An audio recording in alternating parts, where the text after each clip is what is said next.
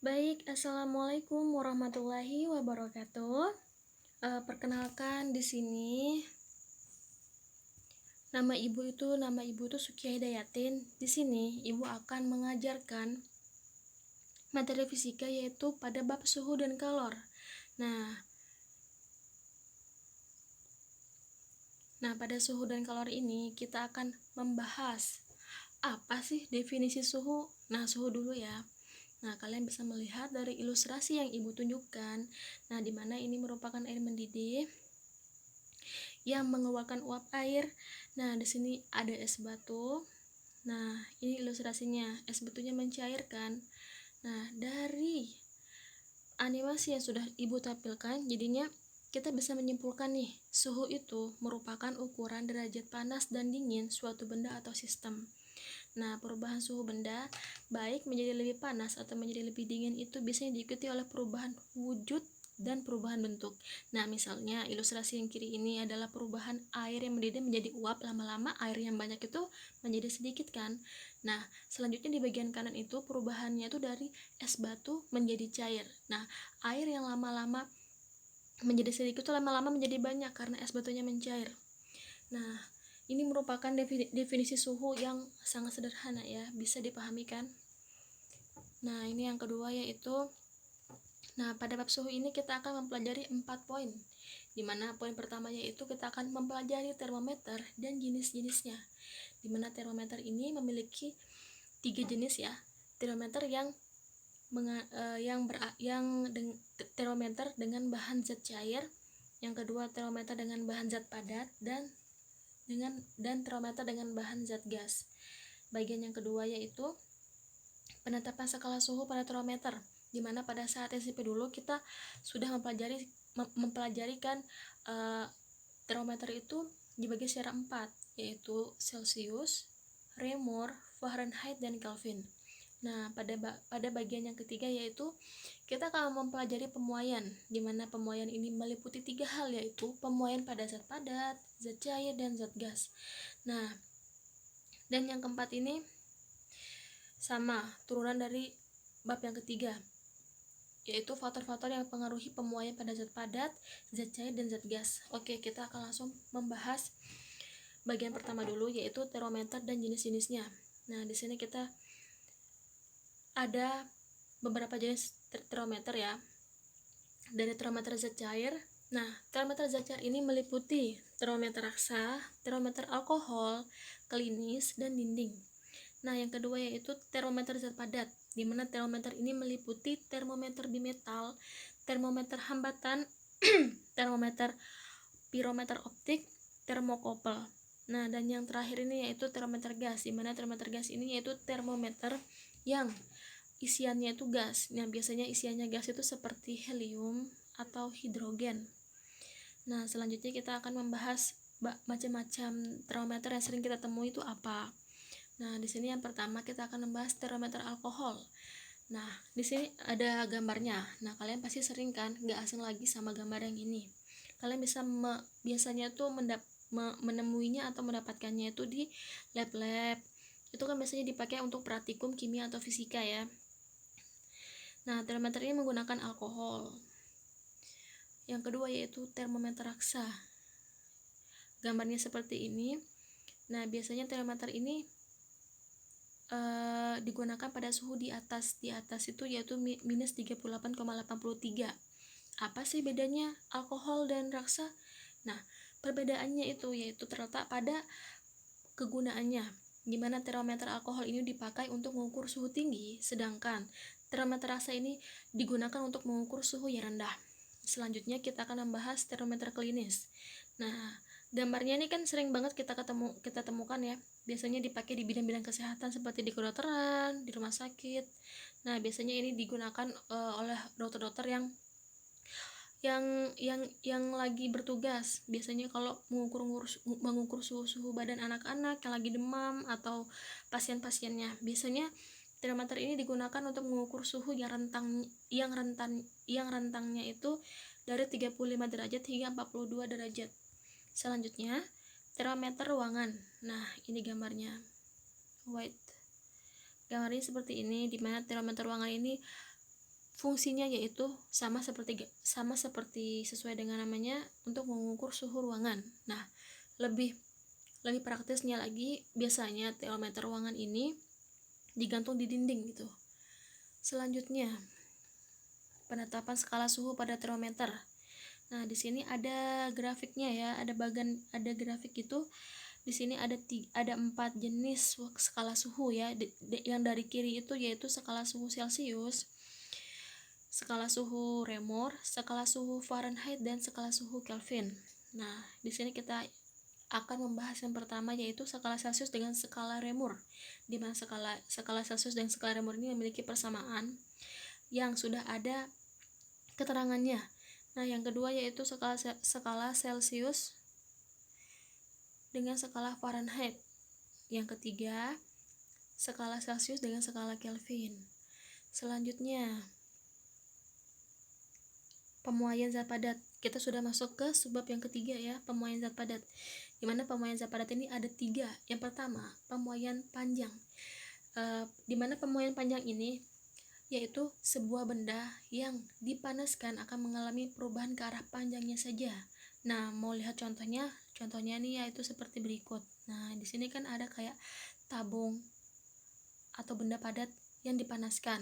Nah, di sini kan awalnya dia mempunyai panjang L dan setelah dipanaskan mempunyai panjang delta L-nya. Nah, yang kedua yaitu pemuaian luas, di mana pemuaian luas ini merupakan pemuaian zat padat yang dipanaskan yang berbentuk pelat atau kepingan dan akan memuai ke arah panjang dan lebarnya. Nah, tadi itu kan panjang, sekarang ditambah dengan lebar. Nah, contohnya seperti di samping sini. Nah, di sini ada pelat besi yang berbentuk segi 4 dipanaskan. Nah, di situ ada perubahan setelahnya, akan mengalami perubahan panjang dan lebar. Selanjutnya, pemuaian volume, di mana pemuaian volume ini merupakan pemuaian pada zat padat ketika dipanaskan akan memuai ke segala arah. Nah, contohnya, nah ini kubus. Nah, kalau sebelum dipanaskan kan bentuknya lebih kecil ya.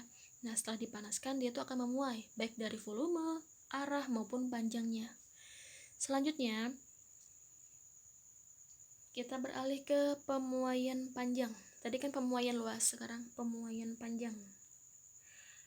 Pemuaian panjang ya, kita akan membahas lebih detail lagi, dan di sini kita bisa lihat kan gambarnya. Nah, yang ini tuh ada ilustrasinya. Lilin itu sedang memanaskan kepingan baja. Nah, dia tuh akan bertambah panjang. Nah, di sini kita bisa lihat definisinya seperti yang sudah Ibu jelaskan tadi ya. Nah, pemuaian panjang ini memiliki persamaan, bisa dilihat persamaannya dan juga keterangan dari persamaannya sehingga lebih gampang untuk mengetahui. Nah, di sini koefisien muai panjang yaitu koefisien muai panjang adalah bilangan yang menyatakan seberapa besar pertambahan panjang sudut zat padat setiap satuan panjang jika suhunya naik 1 derajat Celcius. Selanjutnya di sini ada koefisien muai panjang zat padat. Di sini ada beberapa zat padat ya, di tabel ini ada beberapa zat padat yang memiliki koefisien muai panjang. Nah, di sini tabel ini sangat penting sekali kalian ketahui karena pasti akan keluar di soal. Selanjutnya pemuaian luas. Pemuaian luas ini kita bisa lihat gambarnya dan ilustrasinya. Nah, ini kan seperti segi 4 yang dipanaskan ya, akan mengalami perubahan luas dan panjang. Di mana pemuaian luas ini memiliki definisi sebagai zat padat yang dipanaskan akan memuai ke arah panjang dan lebarnya, memiliki persamaan sebagai berikut. Nah, bisa dilihat persamaannya dan keterangan dari persamaannya. Selanjutnya, pemuaian volume. Nah, kita bisa lihat kan pemuaian volume itu ada 3 pemuaian ya, bisa volume, panjang, dan luasnya. Ini contoh-contohnya skema pertambahan volumenya. Nah, di mana definisi dari pemuaian volume yaitu zat padat ketika dipanaskan akan memuai ke segala arah. Persamaannya seperti ini dan keterangannya bisa dilihat di gambar. Nah, yang terakhir yaitu manfaat dari pemuaian zat padat itu sendiri. Nah, kita belajar materi suhu, terutama pemuaian ini kan tidak hanya kita mempelajari suhu ya, kita pasti akan uh, menghubungkannya dengan kehidupan sehari-hari. Contohnya seperti di gambar ini, pemuaian-pemuaian yang ada di sekitar kita.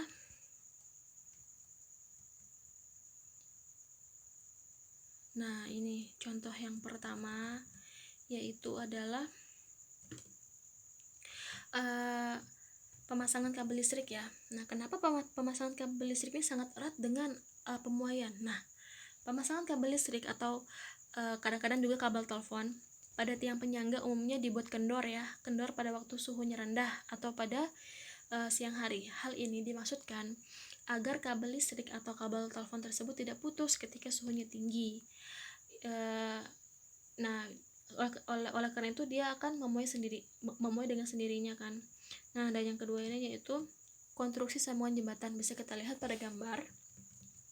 Jembatan yang terbuat dari logam pun dibuat bercelah kan, bercelah-celah di antara ujung-ujung jembatannya.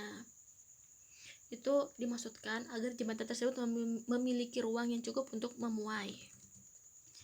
Terus, nah ini itu tutup botol yang terbuat dari logam. Nah, biasanya kan sering kalian pada beli-beli Sprite atau Fanta yang tutup botolnya itu logam kan. Nah, itu biasanya kalau mau dibuka itu harus dipanaskan dulu, karena jika dipanaskan tutup botol itu akan memuai. Segala sesuatu pasti akan memuai dan menyusut. Selanjutnya, nah ini pemasangan rel kereta api ya. Pemasangan rel kereta api ini diberi celah yang cukup untuk pemuaian. Nah, ketika batang rel ini masih dingin, maka celah antar batang rel ini cukup lebar. Namun seiring dengan peningkatan suhu rel, sehingga batang rel menjadi panas, timbul pemuaian antara masing-masing batang rel, sehingga celah antara batang rel ini menyempit dan kadang-kadang merapat sama sekali. Nah, selanjutnya yaitu pembuatan keping bimetal. Nah, kita bisa melihat kan ada logam yang awalnya tuh lurus, lama-lama ketika dipanaskan maka dia tuh akan gimana ya, melengkung gitu kan. Nah, ini biasanya keping baja ya, keping baja atau keping kuningan. Ketika dipanaskan keping bimetal ya, keping bimetal ini akan melengkung ke arah baja karena baja memiliki koefisien pemuaian yang lebih kecil dibandingkan dengan kuningan. Apabila suhunya kembali turun, maka keping ini akan lurus kembali. Nah, untuk lebih jelasnya kan kita bisa melihat dari ilustrasi di samping ini ya. Selanjutnya yaitu, nah sambungan rel kereta api itu sama seperti tadi ya, dibuat bercelah. Nah, bila di antara batang rel ini tidak diberi celah, ketika rel bersuhu dingin, maka ketika rel bersuhu panas, masing-masing batang rel akan memuai. Akibatnya, mereka tidak ada celah ruang antar batang rel. Maka, pemuaian batang rel ini akan mengakibatkan terjadinya lengkungan pada bagian sambungan batang rel. Nah, akibatnya dia itu bisa memuai dan menyusut. Nah, itu salah satu dari fungsi-fungsi atau manfaat-manfaat pemuaian pada kehidupan sehari-hari yang kita temui. Nah, mungkin sekian pembahasan dari Ibu. Mohon maaf jika banyak yang kurang mengerti gitu. Semoga bermanfaat. Untuk contoh-contoh soal dari sebab-sebab yang Ibu tadi jelaskan akan Ibu buat lagi di video selanjutnya. Terima kasih sudah menonton. Assalamualaikum warahmatullahi wabarakatuh.